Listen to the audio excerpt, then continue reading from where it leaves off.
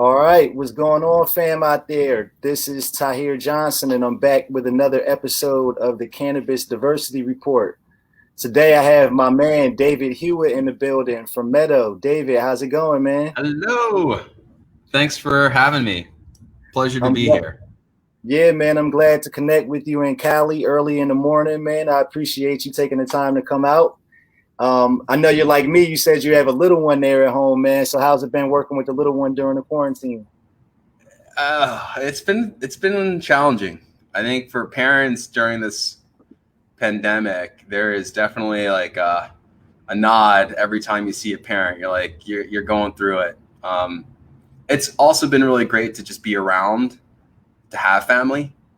I can only imagine if you're alone and you don't have someone that just can smile and not think about all this other stuff. That's been really helpful. And then, I'm in the camp of looking for different activities and things. So for 4-year-olds, so if anyone out there has that, hit me up. I feel you. I'm trying to figure the same thing Where can out. I get 5-10 minutes of this Right, right. of engagement?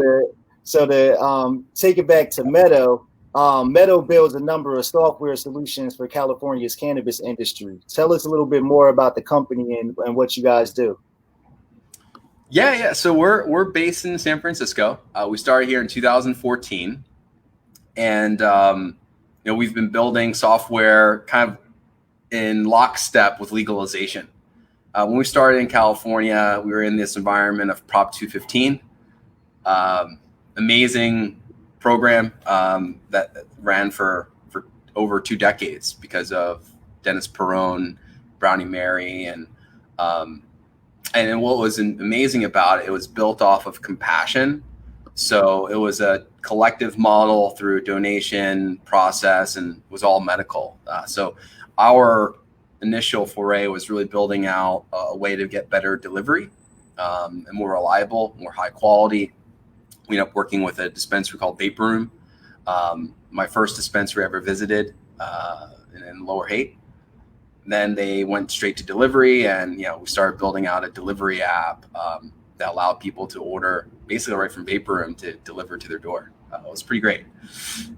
And then and that's when we started, and we evolved from there. We got into Y Combinator. We started helping people get recommendations for with a doctor we work with at Oaksterdam. We then graduated from Y Combinator, raised a seed round, and decided to focus more on the B2B side. Initially, we're B2C, basically helping connect consumers to dispensaries. And we just saw that there was a huge need for more tools as the regulations were going to get more and more complicated. So going from Prop 215 to 64, we had a whole bunch of bills in the middle and a different bunch of emergency regulations that changed the environment every single time. So we just focused on compliance, operations, and really helping with different marketing suites to give them all the things they needed to operate. Right. So talk about the Y Combinator a little bit more. That's something I wanted to ask you about. So for anybody that doesn't know, Y Combinator is a seed money startup accelerator, and they've actually been instrumental in launching some pretty large tech companies today, like Stripe, Airbnb, Coinbase, and Twitch, along with a few others. And you're the first cannabis company that's gone through there. So what would you say that you learned through the process of being a part of something like that, especially about raising capital for your business? And what about that process you think you could teach other entrepreneurs or minorities that need to learn more about that area? Yeah, YC was amazing. I think if you can get into any sort of accelerator, incubator, anything where you have really good mentorship, that's helpful. What ends up happening with Y Combinator, they invest 125 grand for about 7% of your business, and it's in that exchange. There's also a 3 to 4 month program where you have mentorship from different partners. And you're also mentoring with your peer groups, broken up in different groups. And what you finally you see is a lot of companies have the same problems, And it sort of boils down into some principles that YC was able to teach us, really around making something that people want. So really, and that is really talking to your customers, talking to your users, talking to your clients, talking to your partners, understanding what they are, what they need, and build. Ignoring competition, mainly because most companies die because of themselves, not because someone else coming out and taking them out. Mm-hmm. As far as like before going into something like that, one thing I highly recommend is making sure you have the right co-founders. It's hard to be a solo founder. It's easier to have some people with you. So what's that African proverb? If you want to go fast, you go alone. If you want to go far, you go, with a group, with a team. Yeah. And I've been fortunate to work with my co-founders in a previous startup. So you may find people that you gel with and have chemistry that you want to embark on a longer journey with, and you should be equal. All our co-founders are equal. We don't have, especially when you're starting something new, no one has more say over anyone else. We also have our own lanes. So finding diversity within your co-founder group, so you have implicit trust that they own their lane, you own your lane, but there's a mutual respect and understanding for what you're trying to accomplish. That's really important, especially early days when you're trying to get a product off the ground where there's a lot of stress. And why Combinator actually helped us build more of a cadence, a pace on growing and like working with each other in that environment, which made us stronger, which was awesome. And then as far as your question on raising money, early days, a lot of investors are definitely looking at the team. So having a really solid team is important that knows what they're doing and what's going on. The second is a market that's large. Cannabis is pretty big. It's going to get bigger. So our opinion is that there's plenty of room for everybody. There's just, when this thing really pops off, we're talking about, smoking OG in Tokyo, right? From Mendocino, or like, it's going to be insane. And then the other thing is having a product that people need, or in this environment need. Want is kind of before COVID, I would say. What do people need? What's essential? And then getting all of that down into a pitch that is digestible to the investor, that they get that aha moment, and this is why the world needs this, and this is the team that's going to do it, and this is why we should back them. Yep. And so you're right, and I think in a startup, there are some things that are probably pretty consistent. In any type of business that you need to understand. And I know you work very closely with a lot of different cannabis businesses by virtue of what you do. So as you see from like your experience and your perspective, what are some of the most important things that you think people starting out in cannabis businesses should be thinking about, whether it's how they implement technology or, just getting a business going in general? Like where have you seen kind of the success? Yeah, I mean, I really kind of go back to team. Team's really important. People build things. Without people, you just have an idea. And, so it really is important to have the team. At Meadow, we have this, I don't know if you ever played like old school Nintendo, right? You have your A button and B button, right? You got that little controller. But that A and B would get you through as many levels as you need to get through. And that was like your power, right? So we kind of focus on our A and B button. We also have other people that have their A and B. So once you have this like diversity of skills and talent, you can really start tackling, your objectives, your goals. So finding a really good team that you can rely on, especially because cannabis is unconventional, turbulent. It is, it's one of those things that you want to make sure whoever's on your crew, on your boat, that everyone knows what to do. So I think that's really important. The second is trust but verify. I think one thing that as we've kind of come up in this industry is, you know, in Prop 215 world, in compassion world, like people, it was all about people's word. There weren't credit lines or investors or anything like that. You are your reputation, you are your word. Nowadays, you know, you don't know who you're necessarily talking to. You want to give them a benefit of the doubt, but you definitely should verify who they are, what they're doing, and, you know, people that they've worked with, and people that can vouch for them. Right. Other advice. I mean, I think there's this mentality of like the green rush, that there's this winner take all or land grab. You hear some of these terms, and I just don't subscribe to that, in the sense where I still think, because cannabis is so early, that this thing is just going to be so big that we need as much talent and people as possible. It's just a matter of time. It's Right. no longer an if, it's inevitable. And then through this inevitableness, it's going to be through a few evolutions. So you got to have this marathon pace, and you just got to like be able to just keep rowing the boat, keep going, and kind of take small steps every day. And if you do that and you're consistent, you'll get to where you want to go. It's just going to take a little bit longer than if you kind of rushed around and you know, made a bunch of mistakes that you didn't want to. Right. And you know, it sounds like something that's always pretty consistent in your message is like the people and the culture, right? And I'll say, speaking of culture, when I first came into the cannabis industry, I remember seeing like the Camp Meadowlands Retreat, and I was looking at it like, yo, that looks so dope, yo. Like I wish I could go. Like, how can I get an invite? Tell me a little bit more about that. Like, you know, what's that like? What's that like? How did it come about? What did you guys do with the retreat? And can I get in at the next one? Yeah, I mean, we were actually supposed to have it next month, in physically, but you know, going with COVID and everything, we've decided to go virtual.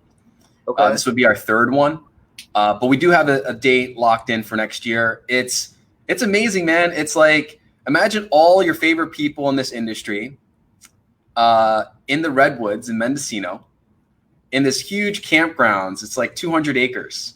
Mm-hmm. Where you know, food's taken care of, really great conversations, you know, an amphitheater where you're smoking cannabis, hearing what people are doing. You got archery, you got campfires, you got s'mores. It's like cannabis camp, and it's like, it's way different than any of the like conventions or hotels or like those things. It's like back to nature.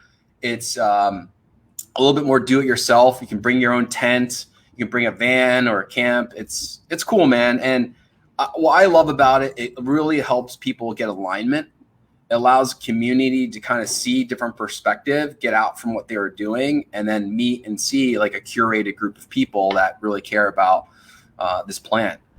But it started, you know, Meadow really believes in community. We've hosted hundreds of events since 2014.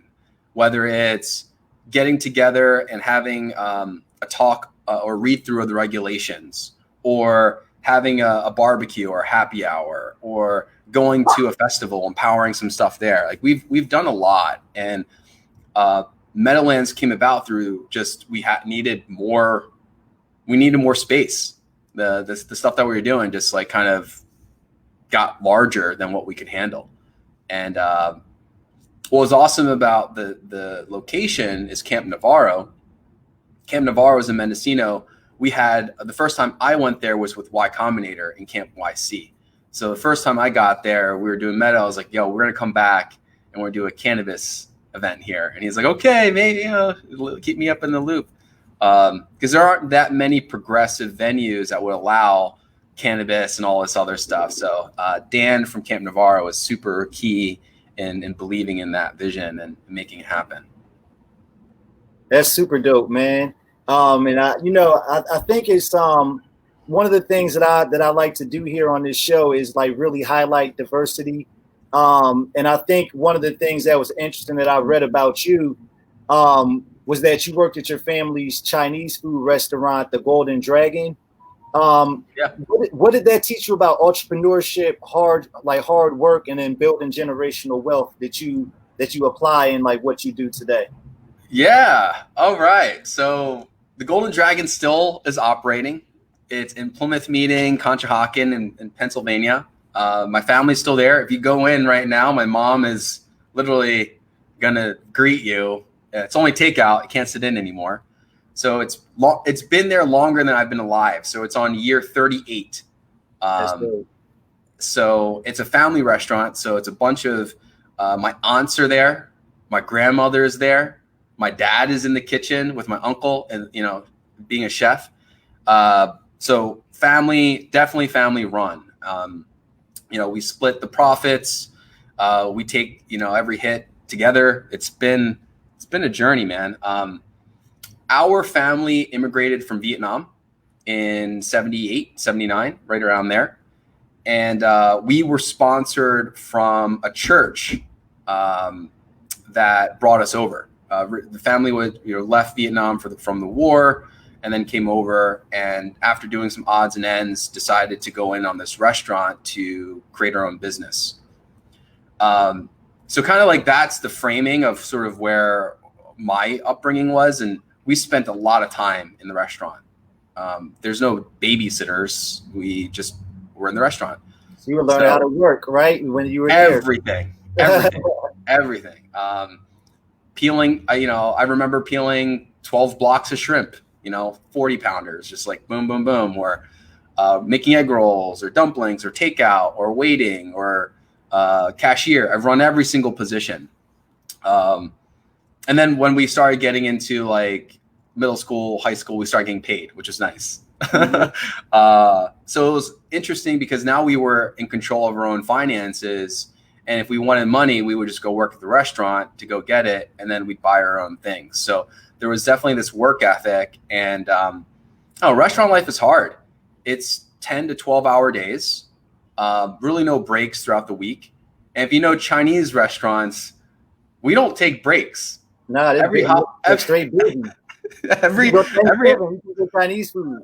Yeah, every holiday. So like if it's Christmas, I'm literally hanging out with like my Jewish friends that are coming through and like watching a movie because they're not doing their thing. If it's July 4th, people are getting takeout. So yeah, and so there was this like beat of the drum that was like you just don't let up and you just keep going. So that drive, that work ethic was really instilled because you can't complain as a kid because your mom and dad are doing the same thing. Yeah, it's just like there's no choice. And then what's nice is other kids, my cousins, were in there too. So my cousins and I are pretty close. It's pretty much like brothers and sisters growing up. And so we would watch ourselves and like help each other out. And it kept us out of trouble, right? We didn't go looking for trouble because we were just working at the restaurant. So that was definitely formidable in how it created at least my drive. As far as creating generational wealth and your questions there, we were super fortunate and super blessed to be in a good school district.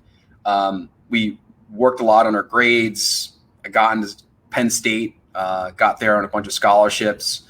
And I think like from a first generation standpoint, education, having the resources, being lucky, having people, mentorship, really just working your butt off and not like taking any excuses to not do well because your family sacrificed a lot to get here. Right. There was this weird thing. Now that we're talking about it, there was not many moments I could complain to my parents, right? Because ultimately I knew it would be, we didn't even get to go to school. You are in school. This is your job. Go get this done. And then it kind of filtered like, all right, I have this opportunity. I need to make them proud. How do I do that? So yeah, I kind of just took that and ran with it from right after I stopped working at the restaurant, mainly when I got into college. So I started taking up internships and working at other companies and stuff like that. So, my advice is do your best to, do well in school. but then try to get as much work experience as possible.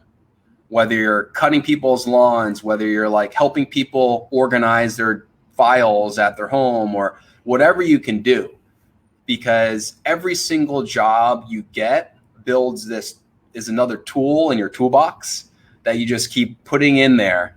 And as you get up to speed to whatever you want to do and whatever you want to build, you can look in your box and be like, oh, I remember how to do QuickBooks because I used to do it for so-and-so. Let me just start doing that. Or, hey, I need to figure out contracts or whatever. Oh, I remember talking to a lawyer guy or someone I went to school with. And, you know, it's all these different connections. And if you start doing that early or early enough, by the time you're able to operate, you have a list of mentors or experience that you can, you know, delve in from. Right. And that's so true, man. And I think it makes me think about, you know, there's so many different things that I learned along the way from different jobs that I probably thought I hated and never even knew that it would come in handy someday. Right. And, Yep. and I think to the point of starting early, it's definitely something that I try to do. So like my 6-year-old daughter, she did a lemonade stand this summer so that she could try to learn about earning her own money and stuff like that. And so like I know with you having a 4-year-old, with you being in business, do you kind of do anything to like teach them or understand anything about business and whatnot yet? Or we haven't gotten there, to be honest. I mean, we've been focused on we've just been focused on like, okay, is she napping? Is she eating? Yeah. All of that. Yeah. But I think when it comes down to it, you know, probably things that we'll teach, like I think babysitting is going to be great for her. Mm-hmm. She loves other kids and stuff. So I think babysitting will be a big one. And then like, you know, for us, it's been teaching her that both of the parents are in the cannabis industry. Right. So like she's not going to grow up in this world where there was a stigma or like cannabis, all this stuff. Being in San Francisco, it's a pretty progressive city where it's like, oh, your parents are doing that. Okay, cool. Like it works. So those are things that I'm pretty happy about. But, you know, as far as teaching her about money and finances, man, I wish I got those classes in school, right? Like no one really taught that. You know, money management, like in Chinese culture, you get like this red envelope for Chinese New Year or birthdays. It's just full of cash. People just give you cash. I didn't invest any of that. I just spent it on candy. I spent it on toys. So maybe like things that I would think about if I had to redo it for her, maybe start her off with you know, an early Roth IRA, or like start investing into a 529 for her college, or, you know, things like that kind of set her up so she doesn't have to come out with debt when, you know, she gets there. I think that's one of the biggest problems we see right now. It's that, you know, kids go to college, they spend all this money on this degree, or they get out of college and they're like, you know what, I need an MBA or I need to go to grad school. And all of a sudden they come out, they're like 50, 100 grand in debt. So that first 4 to 10 years, you're just working off that debt. And you never have that chance to get that freedom or take that risk when you're younger, when the risks and the failure is minimal. So, you know, it's like stuff like that where I think having that financial freedom earlier in your career or your life to be able to pursue, like, all right, I'm just doing internship with Tahir and just like learn about whatever. Like, sure, go do it. It's, you know, that's the stuff I think where I would hope she would have. And to the point that you made about, you know, working together with family and you and your wife both being in the industry, I saw that she has a cooking blog. And so are those recipes infused? And so what is your favorite edibles recipe, if so? Yeah. So before getting into Meadow, I went to Oaksterdam in order to work on starting an edibles company with her. Okay. That's kind of the original. Yeah. Oaksterdam, man. It's great. Yeah, that's like, and then what I learned, you know, from there, we didn't start right away, but the following year she started working on edibles. So she has a company and a product called Mellows. Mellows are 5 milligram infused gourmet handcrafted marshmallows. So like brown butter sage, strawberry shortcake, chocolate malt. These are the flavors that she has. She's been doing it since 2015. Yeah, it's good. It's been done since 2015. She's based in San Francisco. She's in like 40 some stores, but she also has a cookbook called Edibles. It's on on any of the major bookseller online, and Edibles is co-authored with Corrine, who they both went to cooking school, San Francisco cooking school. Okay. And then that was right after she was doing the food blog. So her food blog is called like Lick My Spoon, and she basically got to eat all these great meals everywhere, and I would like kind of go on with her.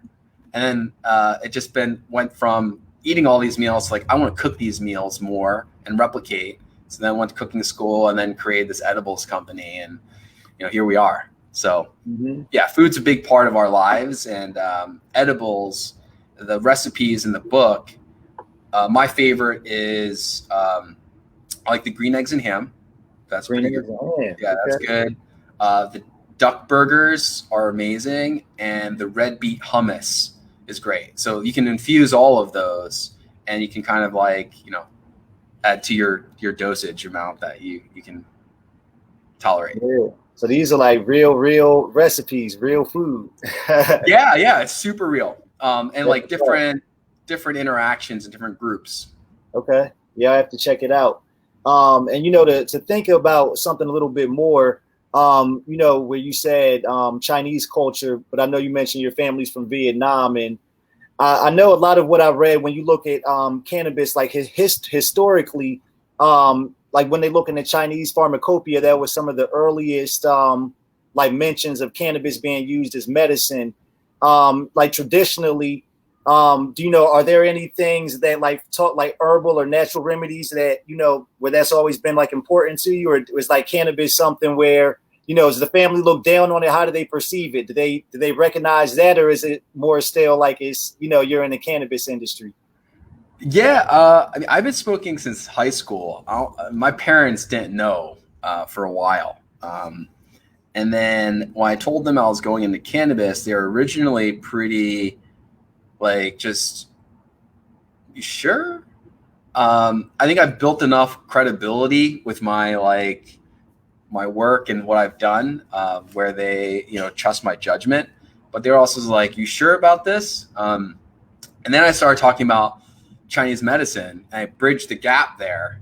And then for them, I was like, oh, it's an herb, it's medicine. And then they were fully supportive.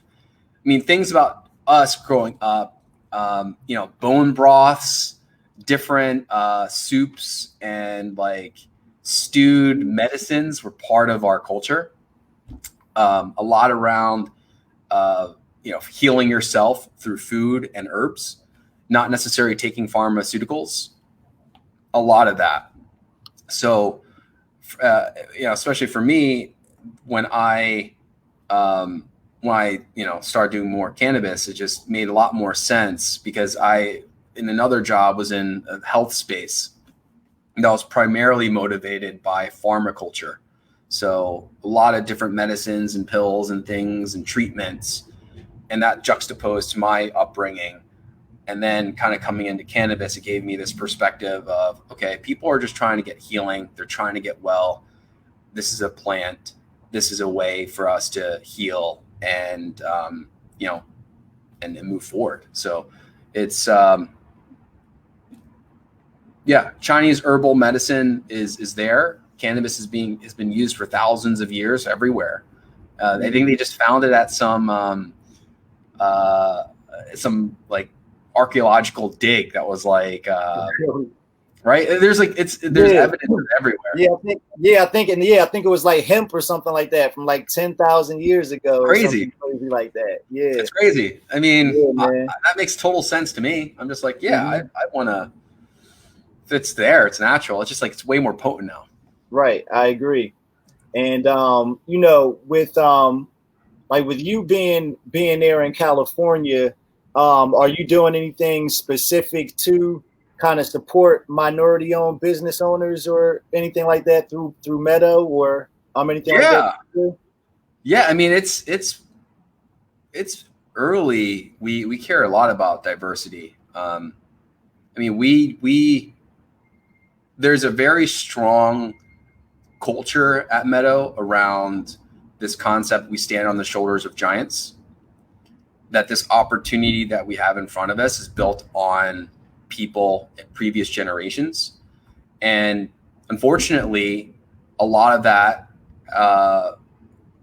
the collateral damage on the war on drugs have affected, a lot of people of color, but also my own personal run-ins with cannabis and police. I know if I was a different shade darker, that I would have, gone to jail, right? Like statistically, it's there. So that is a sobering fact that we all know. And because of that, we've done a lot of work there. So whether it's hosting, a lot of it's around education. So we spend a lot of time in education. The other thing we spend a lot of time on is policy.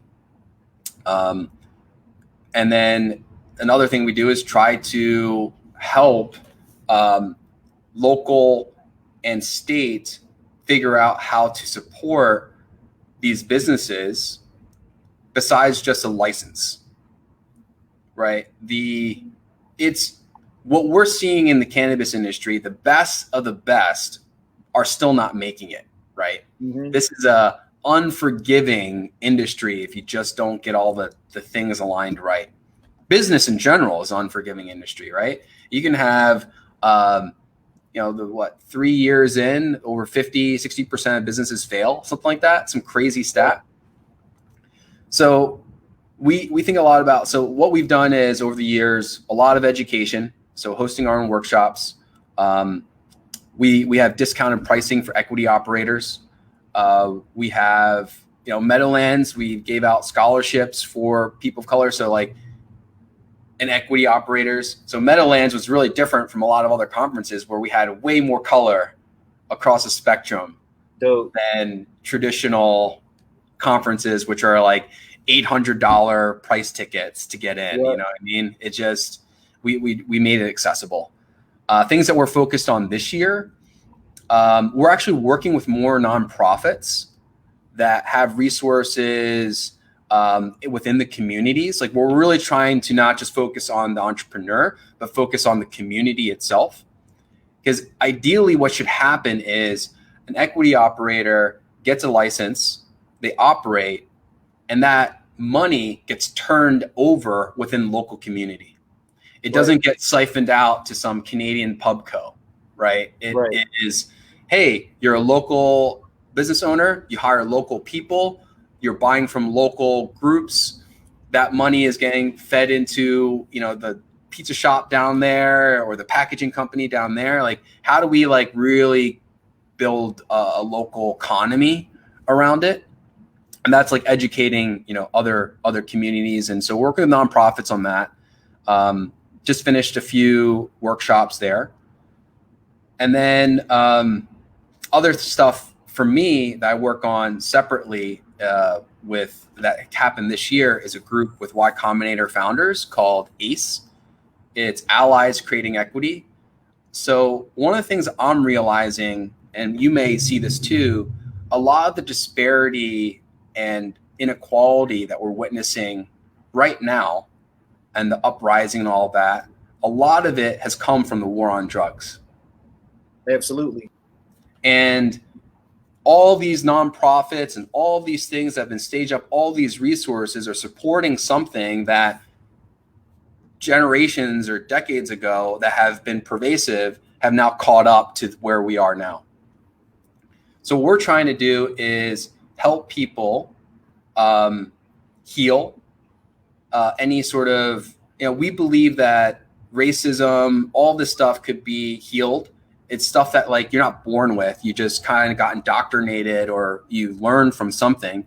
So how to re-educate, reprogram people, and then how to create equity by hiring people of color, putting people of color on your board or as a board observer, donating time and money and resources, mentorship, all that stuff. So we're doing that with ACE. And then my perspective from cannabis coming in is, look, if we can do all of this and we can bring in some learnings from cannabis about equity, because we're the only industry in the entire world that has an equity program. Right. Right. Right. Why isn't it in any other industry? Right. Right. Why can't we bring that and say, hey, if you just look at what we're doing here, try to there could be an uplifting across the board. Yeah, absolutely right. Because like you said, it's not exclusive to cannabis that people of color were impacted by the war on drugs. So, I mean, equity, exactly, reparations is something that is, it should be an ongoing conversation across. Absolutely. And so in tech, it's not foreign, right? It's not as diverse as it should be. So how do we encourage, why does someone that has been arrested have to go and work in the cannabis industry in order to get equity? Why can't they go work in the tech industry? Right. Why aren't we, if it's about reparations, in my mind, why isn't there just a fund being set up and just give people money directly? And maybe it's not a lot in the beginning, right? Maybe it's a few bucks here and there, but as this industry grows and as that bucket will grow, and then we can, start moving forward by healing our past problems. So yeah, the equity stuff is really important to us, mainly because we're so early that the work that we do now, that trajectory, even by a few degrees, if we can make it more diverse, then by the time this thing matures a bit more, it's not just like a lot of other industries where it's completely whitewashed, right? Where it's completely devoid of any culture or creativity, or that's what it is. Like, diverse teams perform better. That straight up, that's just what happens. Diverse industries will perform better. And but I've been learning a lot, man. It's a lot. The whole thing around like racism or anti-racism, right? The whole thing about really understanding just the inequality that has happened and how to bridge it. There's a lot there to unpack. It's not lost on us at all. So we try to do our best there to help push that forward. Right. Well, yeah, man, we definitely have to connect and talk more. So NCIA, we launched our social equity scholarship program a little over a month ago. And right now we have over 80 new members that are social equity licensees and applicants from all over the country. Definitely a lot of them, quite a few in California. So I know, like you said, you guys are already discounting equity operators. Maybe that's something we can connect around. And like I said, with definitely people like you that, support these issues, definitely want to have you involved. So we'll definitely talk about that, man. Sure. Happy to. I mean, that's easy. That's like a layup. Bring it on. The stuff that we're trying to figure out right now, kind of like that. So we did the MCBA policy summit about a month or two ago, how to create a homogenous structure across, well, in California for us, we have all these different counties, how to create a more standardized equity program that can help bridge the gap. Each municipality is a little bit different, but there's money coming in. So how do we kind of keep making that count the best way possible to support these people? Yep. And, man, this has definitely been dope talking to you, man. You have a dope perspective on a lot of different things, man. Thanks. I appreciate it. I mean, I appreciate you, man. This is great. Yeah, man. And I was just going to ask, is there anything upcoming that Meadow is working on, or anything important that you want to share and kind of let people know about that you have going on? We have Meadowlands coming up. I think that's a big one. I don't know. I mean, I just think, like, if we can go back to a little bit more compassion in this industry, especially because that's where it's been built, a little bit more like giving a benefit of the doubt to the other person, and realizing that like there isn't this, monopolistic culture. It has to be more around we all working together. It's like Team Cannabis is kind of the idea, right? It's not just Team Meadow or Team NCIA or Team whatever. This is Team Cannabis, and we gotta get as many people on our side. And to like take your time to get there. Everyone seems to be in a rush. So the thing that I'm most thankful for this year is we've been able to get essential designation. And that's a game changer. Yeah, right? It's an insane game changer that I think that it will be this inflection point that we're gonna see as we move forward. So we are grateful to be part of that, and we should be grateful to like kind of see that this is going to be an industry we can grow together in, and to take more of a long-term approach. Right. And well, man, we have the MORE Act possibly getting ready to come up for vote this month. What do you think about that? Yeah, I mean, like I said, all these things are inevitable, right? If there's one issue the country can agree on, it's cannabis at the moment. It makes sense to me, right? We need banking. We need decriminalization. We need legalization. We need tax revenue. We need jobs. If we look at all the things that are happening in the world or in the country, cannabis is an ecosystem builder. It's not just, hey, we're giving licenses out. Each license is going to produce tax revenue. It's going to produce real estate rentals or acquisition or improvements to the physical space. It's going to employ accountants and bud tenders and consultants. It's going to be the packaging people and all that stuff. We know that's going to work because the illicit market, the legal market, they're booming. So we can get as much of that over and quicker, the better we are off. And the other side to it, it's better for mental health, right? If you look at the states that legalize cannabis, there's a 25% drop immediately on opioid overdoses. There is, alcohol consumption comes down. Teenage use is coming down, which is crazy, right? So like it's just this virtuous cycle of positive effects that have had years and years now of data, that like the conversation in 2014, like, oh my God, we're going to legalize it, the kids are going to get crazy. None of it came true. And, we also have in parallel the hemp industry, which is the same plant moving through.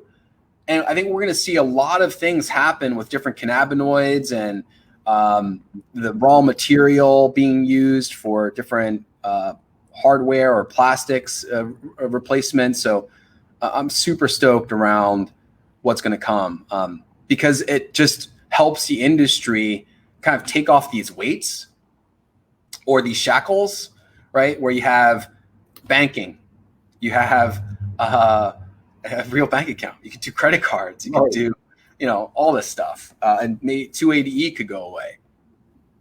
So there's a lot of stuff to look forward to, but it's just going to take time. Yeah, man, I definitely agree. Well, man, it's definitely dope catching up with you, man.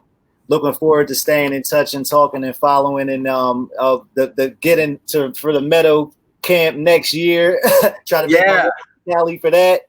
And even like I said, good luck with the virtual events you have coming up. I definitely appreciate you coming on and kind of sharing your wisdom and rapping with me for a minute. Yeah, my pleasure. Thanks for having me. I appreciate all the work that you're doing. Yep. Well, thank you, bro. Be easy, man. We'll talk soon. Excellent. Peace. Yep. Peace.